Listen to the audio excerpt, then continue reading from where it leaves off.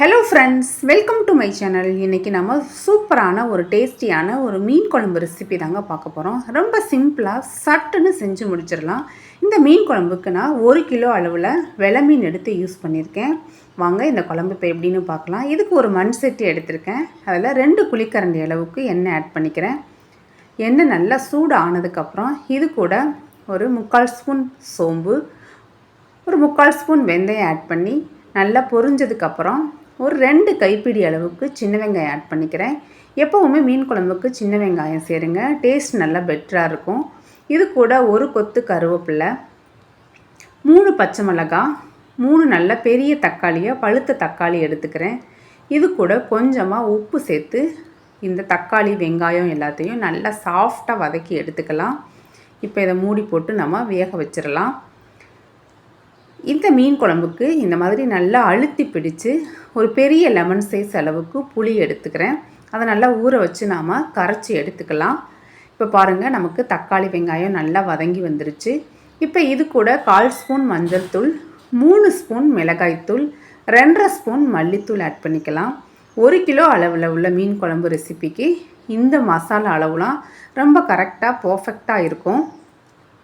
இப்போ இந்த மசாலா எல்லாத்தையுமே எண்ணெயில் மிக்ஸ் பண்ணி விட்டு இது கூட ஒரு 1/4 டம்ளர் அளவுக்கு தண்ணி சேர்த்துக்கலாம். தண்ணியிலையே நல்லா மிக்ஸ் பண்ணி விட்டு இதை மூடி போட்டு ஒரு எண்ணெயெலாம் பிரிஞ்சு வர அளவுக்கு ஒரு 5 மினிட்ஸ் நல்லா குக் பண்ணி எடுத்துக்கலாம். பாருங்கள், நமக்கு மசாலாலாம் நல்லா வெந்து அதோட எண்ணெயெலாம் பிரிஞ்சு வர ஸ்டார்ட் ஆகிடுச்சு. இந்த ஸ்டேஜில் நாம் கரைச்சி வச்சுருக்க புளி தண்ணியை ஆட் பண்ணிக்கலாம். இதை நல்லா ஒரு டைம் இந்த அளவுக்கு நல்லா மிக்ஸ் பண்ணி விட்டுருங்க. இப்போ குழம்பு நமக்கு கெட்டியாக இருக்குது. இப்போ இது கூட இந்த மீன் குழம்புக்கு தேவையான தண்ணி ஆட் பண்ணிக்கலாம். ஒரு 2லேருந்து 2.5 டம்ளர் அளவுக்கு ஆட் பண்ணிக்கோங்க. இப்போ இந்த குழம்புக்கு தேவையான உப்பு சேர்த்து நல்லா மிக்ஸ் பண்ணி விட்டுலாம்.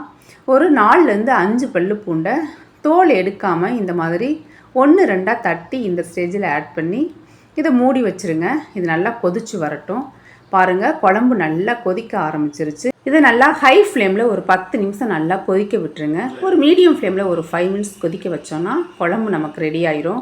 பாருங்கள், நான் 1 கிலோ வெலை மீன் எடுத்து நல்லா க்ளீன் பண்ணி ரெடியாக வச்சுருக்கேன்.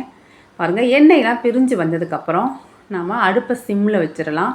நாம் எடுத்து வச்சுருக்க மீனை கொஞ்சம் கொஞ்சமாக இதில் ஆட் பண்ணிவிட்டு இதை ரொம்ப போட்டு கிண்டிடாமல் இந்த மாதிரி ஜென்டிலாக மிக்ஸ் பண்ணி விட்டுறலாம். இது அப்படியே மீடியம் ஃப்ளேம்லேயே வச்சு நல்லா கொதிக்க விட்டுருங்க.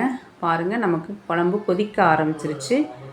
இந்த மாதிரி நம்ம மீனை எடுத்து பார்க்கும்போது மீனில் சின்னதாக கிராக் வந்திருந்தாலே நமக்கு மீன் வெந்துருச்சுன்னு அர்த்தம். இதுதான் ஒரு மீன் வெந்துருச்சா என்னதுங்கிறதுக்கான கரெக்டான பக்குவம். இப்போ இது கூட ஒரு கொத்து கருவேப்பிலை சேர்த்து நம்ம ஸ்டவ்வை ஆஃப் பண்ணிடலாம். அவ்வளோதாங்க, நம்மளோட வெலை மீன் சேர்த்த மீன் குழம்பு ரொம்ப சூப்பராக ரெடி ஆயிடுச்சு. இதே மெத்தடில் கண்டிப்பாக நீங்களும் ட்ரை பண்ணி பாருங்கள். இந்த வீடியோ பிடிச்சிருந்துச்சுன்னா லைக் பண்ணுங்கள். இந்த மாதிரி மோர் ரெசிபீஸுக்கு நம்ம சேனலை சப்ஸ்கிரைப் பண்ணுங்கள்.